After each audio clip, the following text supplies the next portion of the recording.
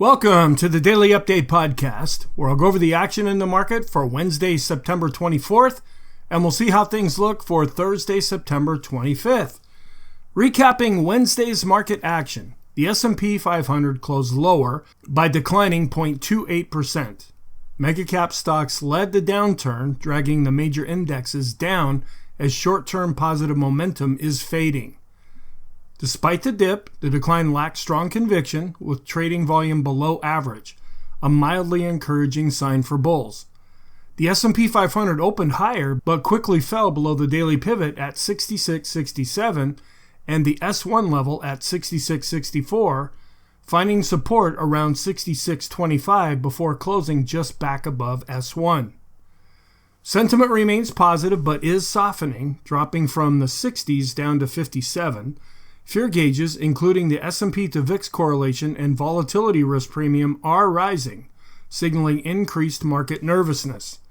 Sector performance was mixed. Energy and utilities outperformed, while tech and communication lagged.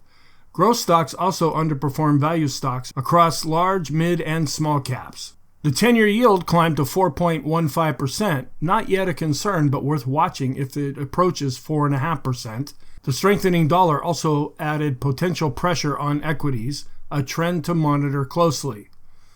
Looking at the technical and economic context, from a technical perspective, the S&P 500 remains positive. It's above its 20, 50, and 200-day moving averages, but is showing short-term weakness. Negative divergences in key indicators, including accumulation distribution, Chaikin money flow and oscillator, and McClellan oscillators for the S&P and NYSE, point to growing downside risks. The VIX ticked slightly lower, but other sentiment gauges suggest caution is rising among investors.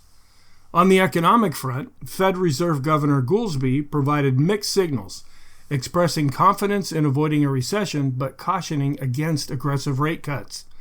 New home sales surprised to the upside at 800,000, beating forecasts of 650,000, while mortgage applications rose modestly by 0.6%.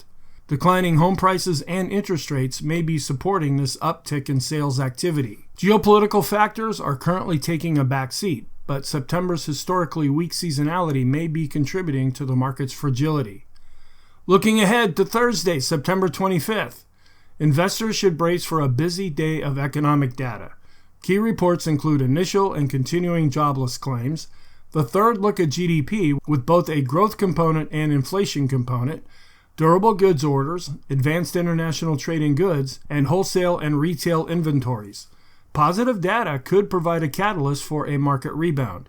Friday's core PCE report looms large, as it may shape expectations for a Fed Reserve rate cut decision in either October or December.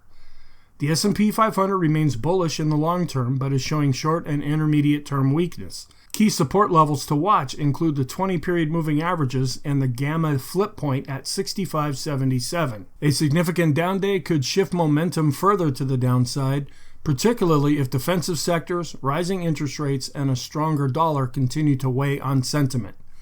In conclusion, the S&P 500 is in a delicate state in the short term, with fading positive conviction and rising negative divergences. While the S&P remains above key support levels, upcoming economic data will be critical in determining whether it regains momentum or faces further declines. It's best to stay vigilant, keep an eye on the moving averages and Friday's core PCE report for clues on the S&P 500's next move. Thank you very much, and I will talk to you in the next podcast.